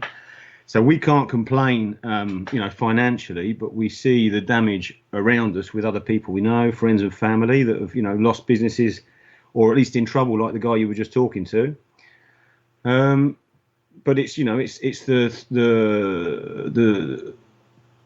freedom issue that has bugged me, and the freedom of the press, and that's the reason I called you. I don't want to take your time for too long because I know that you want to get some more guests on. No, we've got a few minutes. This is very interesting. Go ahead. So you're talking about the freedom of the press as from a French point of view. French and English, no, a worldwide point of view. And it was purely because earlier you mentioned the pandemic, and I thought, I'll give him a call because you never know. You mentioned the pandemic. You know the film with Judy, is it Malkovich, that's recently come out? Have you seen that yet or not? No, I haven't. But somebody's mentioned Malkovich to me recently. Yeah. She's one of the doctors that I found out about through Dr. Boutard. Oh, Mikovits, Judy Mikovits. Mikovich, sorry. Yeah. Yes, of course. Yeah. It's very good, that. Yes, I have seen it. It's very, very good, yeah. And as I was watching it, early on in it, she mentions a Dr. Luc Montagnier, who worked on the HIV virus and was responsible in France for isolating it in 83, 84. And it just reminded me that a couple of weeks ago, this same doctor, who's an old guy now, about 85, 86 years old, came out on French news and was actually interviewed on CNews, which is one of the Canal, which is a big channel in France, for saying that him and his team have discovered that the virus is synthetic. Now, he wasn't saying that it was a weapon of, destruction or it was used as weaponized. He said it might have been an accident, it might have been deliberate or whatever, but something has got out, and he could prove that it was synthetic. And there is a study that he worked with somebody called Perez. I actually sent you an email about it, but I'm sure you've got gazillions of emails and probably don't get a chance to get through them. Through the website, was it? Through the website, yeah. Pause, yeah, I mightn't have got it, yeah. Yeah, it's been the website's it's kind of half up, half down, and a bit of a mess at the moment. It's my fault. Apologies for that. No worries. No, I sent it on the off chance because I gathered that it's going to be very busy. You're going to get busy, lots of emails. But anyway, it's purely to say that this guy that she mentioned in that a couple of weeks ago came out in France on French news and said, my team and I have recently discovered through our research that this is synthetic, and for them, the reason, how they managed to work out it was synthetic. I'm no scientist, so you have to pardon me for lack of medical and scientific. I'm trying to just explain this as a layman. You're doing a cracking job there, Ricky. You're doing a cracking job there, mate. So we're talking about Luc Montagnier, who's still alive. He was on TV on one of the main channels, and he said that he thinks that this virus is synthetic in nature. Go ahead. Yeah, him and his team discovered with a guy called Perez, and a report that I can send you again because I probably kept it somewhere on my computer. Great. But basically discovered that it's synthetic because there are elements of the HIV virus in it. Now, that's not to make people panic, and he was quite clear about that as well. As soon as he said that, the team interviewing him kind of went, "Wow, what are you saying? You're going to scare the crap out of people." And he said, no, the fact that there's elements of the HIV virus in it means that it's probably less dangerous than it could be if it was purer, if I've understood correctly. Right. But anyway, he wasn't saying it's more dangerous because of that. That was his justification for saying that it was synthetic. And it was just, I can't say much more about it because it only lasted about 20 minutes. And after 2 days, it was all taken off YouTube and everything. So it kind of went viral in France. Is that right? So he does national news in France. This guy is as qualified as anybody else. We know that he is. Nobel Prize winner. He's a Nobel Prize winner for isolating the HIV virus. And Mikovich, mentions it in the first 5 minutes of the pandemic documentary. Yeah, she's very good. Yeah, she was on with me a couple of weeks back and a few times over the years. Isn't that disgusting? So that's why you came on. effectively to say, look, this is your media. A guy with his credentials says, hang on, synthetic and maybe not as potent as it could be, and maybe we need to look at that again. And it's basically disappeared off line before anybody else can get their hands on it and start asking questions about it. It's rotten, Ricky. It's rotten. I don't know what to say to people, because I went through every level of the media, and I like to think that, and I'm probably being very naive, I like to think that back in my day, in the mid to late 90s when I started, that we would be screaming from the rooftops about it, but we probably wouldn't, because along the way, compartmentalisation, we'd probably be prevented from doing it one way or another, you know? It's sick. I saw intelligent people that I've worked with or that I know via the social networks, who I know physically, I know face to face, arguing that he's just a nutty old fool and you can't go saying things like that. Not even willing to take him seriously. And it's the same as lots of the arguments that you present. It's like, why is there no debate about it? And do you know? It's funny you mention that. It's funny you mention his age, Luke, Ricky, because there was a time. And I know that time has been in my lifetime, when the older you are, the more people would say, well, listen, you got to listen to that guy.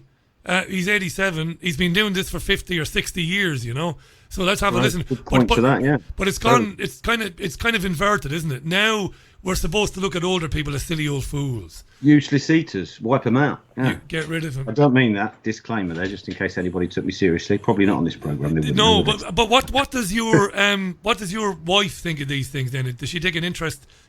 No, not as much as me. I'm a bit of a lone ranger in the family, really, taking an interest. So I try and speak to friends or people who are interested, especially because we're on shutdown and we're both working from home. If I have to tone myself down so that I don't do a head-in. so you don't end up fighting over it, yeah. Well, yeah. I'm always fascinated by that dynamic, because we've got one or two couples, Caroline and myself, and there is that same dynamic in the couple.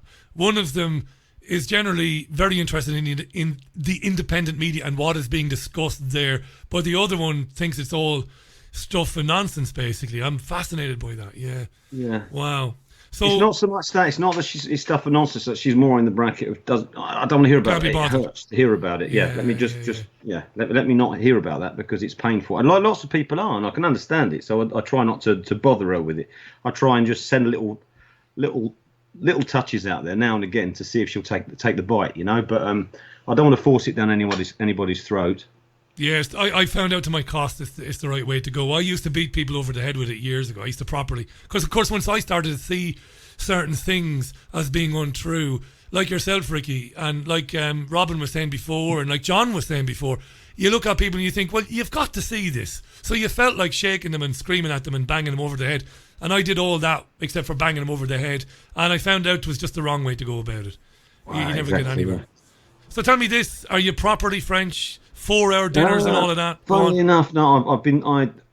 Although I was, I'm for the idea of Brexit because I'm also deep into the research and have been for a few years since listening to you and David Icke and others before that. I thought I better apply for nationality because my family are all here, and if there are any, restrictions to those who are not French and Britain do go non-European, then I better apply and do the paperwork because I've been here for nearly 20 years. So I did it and it's finally come through. So I've got dual nationality now, which means you're half a frog. French. I'm still English through and through, and big contact with all my English family back home. But I'm well settled into the French system. It's a lovely lifestyle. I mean, I obviously spent years in Spain. I've not been to France too many times over the years, but I love the French attitude to everything. I love the 4-hour dinners. I love all that. And you've got to have a lot to say though, or you've got to have a lot of patience and ability to listen to put up with some of those dinners. Waiting for a drink in France is funny when it's aperitif time. It's like everybody waits until everyone's arrived. In England, you go to someone's house, have a beer as soon as you go in. That's in right. France, you have to get used to waiting, which is a good thing, I suppose. You're right. Over here, you'll get a beer at the front door. And what I find about French people as well, I remember having a very long evening at Caroline's grandfather's house, and he had a lovely garden with loads of fruits and vegetables. And he was a very self-important man. He passed away, God love him, a couple of years ago. He was a great man. But he's very self-important, or at least I thought he was. And then I found out that it was a French trait. When a Frenchman says something at a dinner party, you better listen, boy, because that's obviously hugely important, right? They obviously know what they're talking about. I love that. And you get groups and leaders of conversation. You could have 10 people down the line at one of these wedding dinners, and everybody's listening to the same conversation. Whereas at home, you might have 3 or 4 separate sub-conversations. Yeah. Oh, it's interesting. It's amazing. Ricky, thanks for calling. I'm glad to have met you today. I just wanted to make that point. That's all. I thought it's interesting. I'm not sure that people know about that in Britain. No, they wouldn't. And to be honest with you, I didn't know about his interview on French television. I watched Judy's video, but I watch everything with one ear on it and another ear on the phone. So that is hugely important information. He's 87 years of age. He's a Nobel Prize winner. He's a bit of a genius, and it should be heard. And if it's been disappeared off of Google, which it is being, it's shocking. Yeah, by the way, Patricia in Zurich says she loves what you just said there about the Lone Ranger in the family. I love that, she says, and I can totally relate, Ricky, says Patricia. Cheers, mate. Cheers, Patricia. Cheers, Richie. Nice to hear from you, Ricky. That was Ricky in Auxerre, would you believe, in France, where he's still kind of in the red. He's still kind of in the red. It is, if you're following the news, you will know that in France is coming out, or at least it says, the government there, Macron's government says, we're easing our way out of lockdown. If you've been working today, if you've been working at home and you've not been listening to the news, the UK Prime Minister Boris Johnson, whom addressed the world, or at least the UK last night from Downing Street, today produced a 50 or 60 page document about exiting lockdown. He addressed Parliament, and, well, very little is changing, really. Why are you laughing, Baldy? I don't know why I'm laughing. It's not funny. There's nothing funny about it. I'm answering these calls, by the way, in the queue that they're coming to me, and I have lots of them.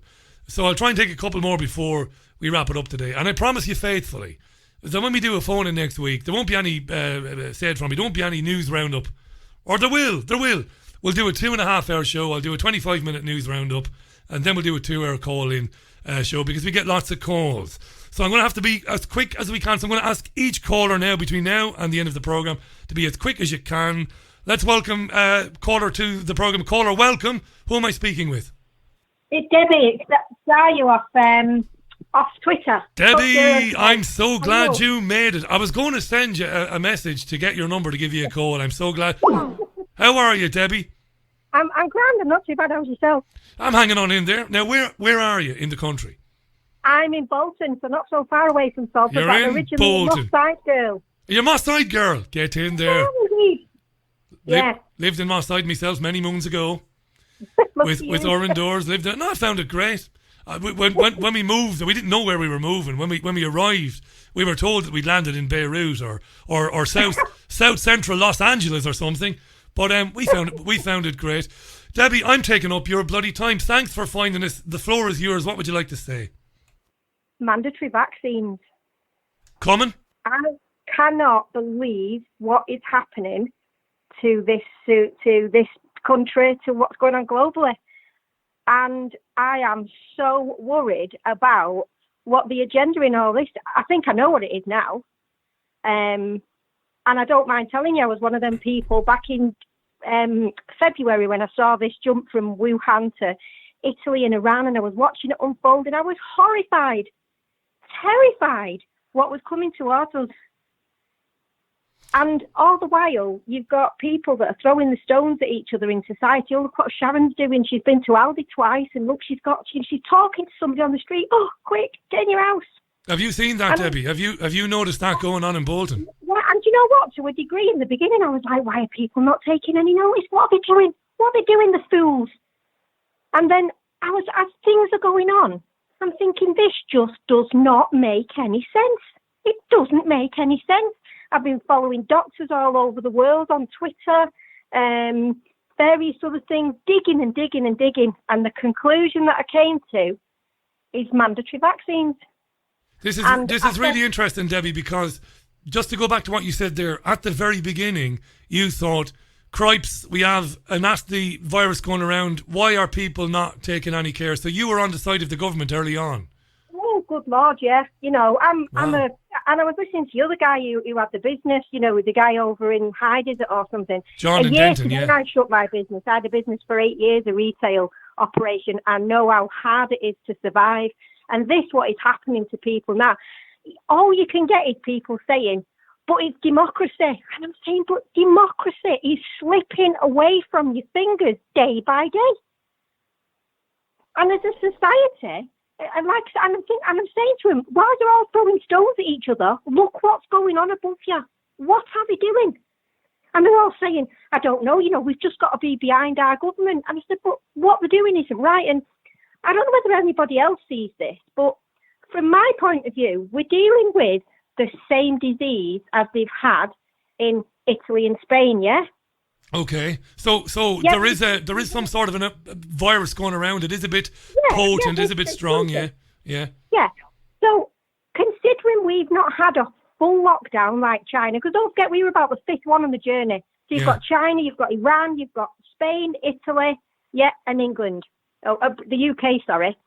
Now, considering we only had a partial lockdown, and let's face it, it's been a pantomime of a lockdown, really. Yeah. Everybody's been pretty much doing what they want to do apart from being able to open their businesses, yeah? Yeah. Everybody's still been going shopping and everything else, yeah?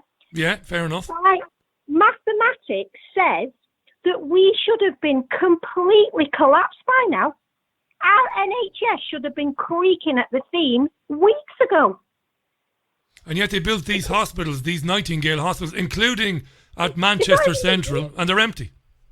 They've not even been used. You saw scenes in Italy and places like that where people were saying, "Oh, you can't have, you can't have the treatment, you can't have this, you can't have that." And I was thinking to myself in the beginning, "Oh my God, you're going to see social media where people are going to be outside hospitals screaming that they can't get the mum or the dad, whoever else in." Nothing. Absolutely Tell nothing. me this. And I'm not saying there's not an illness and there's not something going on, but like I say, mathematically, if we're dealing with the same disease, with the same virulence, and we've only had a partial lockdown, we should have had a much, much worse outcome. Here's the $64 million question for you now. Are you ready for this? Maybe because people kind of ignored it. Now, a lot of people did stay in, but maybe because they didn't. Maybe that's why we didn't have the scenes they saw in Italy. We saw these horrible scenes, didn't we, in Italy with these people on ventilators and in oxygen tanks. So maybe the fact that we didn't, that we've built up some sort of natural herd immunity. Is that possible, do you think? Well, I think I didn't do in the beginning, but I think it's very possible. Just watching a video this afternoon that's been put up, a lady called Dolores Cahill, a professor from Ireland, and she is talking very similar to this guy who's just been on from France and everything else, and she's saying about the amount of people in the medical community, virologists, who are saying that this is just not right, and anybody who speaks out against it is told that they're an idiot. Or they're blocked. And you're just waiting. You're waiting for the next person to say something that puts their head up from the parapet, and you're thinking, what's going to happen to you? You're going to have Judy Markovic, for instance. All I can get is people saying to me that she's an anti-vaxxer and she's discredited and blah, blah, blah. And I say to people, but yeah, they don't call Big Pharma for why do you think they call them that? Yeah. When you've got enough power and money at your fingertips, you can create a whole digital footprint to completely discredit anybody. Debbie, where have you been all my life? I'm asking you this because you said to me earlier on that at the beginning, you thought people were crazy for not doing what they were told. I'm stunned. I mean, that's an amazingly quick turnaround. You've obviously got a brain on you. Where did you even know to begin looking for stuff? I mean, you're not stupid. You obviously have a computer and a laptop. But you've obviously... It's funny because my husband's been listening to your radio show for years, and he's an Iraq veteran and everything else, and, obviously, these independent reports and everything else. And a lot of things, I'll be honest with you, I was quite ignorant to a lot of stuff because, quite frankly, they didn't come into my sphere of being. Right. They didn't really affect me, but this did, and I've got 3 kids. And I wanted to make sure that I was as aware and as prepared as I could be. So I made it my business to find out as much about this illness as possible. And in my worst nightmares, I never imagined that the UK government would adopt the approach of this herd immunity. This is why the powers that be, whoever they are, you, and I mean this, you specifically, are the very reason, Debbie, that they want to delete people off of Facebook and off of YouTube like David Icke and others, because you came completely open-minded with no... In fact, you might have been critical of the independent media previously or not interested in it, but through your own curiosity and because of your own children, you went looking. And that's why they want to censor the internet, because of people like you. No doubt. And the thing is they're creating a whole new narrative for people on the internet. Yeah, I looked just out of interest the other day to see about Bill Gates and vaccine injuries. Do you know how many pages back on Google that is now from what it used to be? I can't imagine. And then you know your lady, is it Anne Marie, the investigative journalist who's in Chile? Yes, who came on the program. Yeah. She mentioned fibromyalgia. Now, I have fibromyalgia. I've had it for 4 or 5 years, and up until last January, I'd spent 3 years on every different type of painkiller, to the point of fentanyl that they give to cancer patients. I had tramadol, I had everything. I was so ill, I could barely function. And I was on antidepressants for 10 years. Somebody told me about CBD oil, and my husband had been saying to me for 3-4 years, "Look, why don't you try it?" And all I could say was, "Don't be ridiculous. If it was any good, the doctors would prescribe it." Wow. So last January 2019, I was that ill. My friend said, "Look, just give it a try." And I kid you not, within 6 weeks, I was off every single painkiller I had been on. I was pain-free. And within 6 months, I weaned myself off antidepressants that I'd been on for 10 years, and I have never felt better. Why have you not been on this program before? You think you could have dropped me an email to tell me that? Jesus wept. Is that right? Is that right? The CBD oil has helped you get off everything. Everything. And CBD is not, and people say, "Well, how do you know it's any good? Why don't the doctors prescribe it with you?" Yeah. I said, because Big Pharma don't want you to get hold of something that you can grow yourself. That's right. You can't grow tramadol. You can't grow citalopram. They're synthetically produced. And don't you think it's amazing how they want to give us a vaccine? They reckon Mr. Gates has said that what is it? If the government will have to indemnify us, that if there's any vaccine injuries or deaths, you can't come back. And people, this is what my original point was, they're going to herd us down this street. Herd immunity, it's nothing to do with immunity. It's about herding us. So that people will say, "Well, we don't know about immunity and these tests and blah, blah, blah." And they'll say, "Well, listen, the only way you're going to get any semblance of normal is vaccines." And you'll go, "Okay," and you'll line up and you'll have it. Which, if each person wants to do that, that's up to them. But my worry is they're going to make it mandatory. What about the coercion aspect, Debbie? Rather than say you've got to have it, they just make it very difficult not to have it. What do you think? Exactly. They are. They're going to make it impossible. I wouldn't be surprised if you couldn't travel, you couldn't do this, you couldn't do that. I was listening to an Australian radio show the other day, because our next door neighbour, one of them is Australian, and all they go on about is vaccination. Yeah. Your kids can't go to daycare or school if they're not vaccinated. Now, I'm not an anti-vaxxer, but I believe in safe vaccines, and I think if people are so frightened and they can't put food on the table, they're going to be saying to each other, "Listen, if you don't get vaccinated, none of us can go back to a normal way of life." That's and then right. where are you left? That's where it begins. And Hayden was saying to me the other day, he was saying, "Look, it's all very well to be adamant that you wouldn't have it, Richie, but Caroline's got family in France, and I'm sure you've got family overseas, Debbie, or down the country. We've all, before you know it, you might come to see an elderly grandparent or an elderly parent. They can get you like that." Just before we run out of time, I want to get this turned around, because it's absolutely fantastic phone in today. The calls are absolutely amazing. What's your husband's name, by the way? David. Say hello to him for me and tell him thanks for introducing the show to you. And do me a favour, will you stay in touch with me, because I'd like to have you come on the programme sometime just to talk about your illness and how you dealt with it with the CBD oil. I'd like to do that with you if that was possible, Debbie. Yeah, sure. Sure. Thanks for having me. No, it was an honour to have you. Thanks for finding us. All Thanks right. for coming on. All the best. Take care. Bye Bye-bye. for now. That was Debbie in Bolton there. Right, that's it. We're bang out of time. Thanks to all the callers today. I'm sorry to the ones I couldn't get on. I will do another one of these really soon. I promise you. And we'll get lots and lots of more callers on. Thanks for listening. I want to ask you to do something. It's something that Mark Bajerski's been talking to me a lot about. Send out some good vibes to John and his family in Denton near Stockport for his company and for his employees. He sounded like a top bloke, John, and let's hope that it'll all turn out right for him, because he's more concerned about his employees' welfare than his own, and I like a bit of that. So thanks to John. We'll speak again tomorrow at the same time, 5 o'clock UK time. The Richie Allen Radio Show, live from Salford. I've been Richie Allen. You look after yourselves and one another. Good night. Bye for now. Speak tomorrow. Bye now. Bye.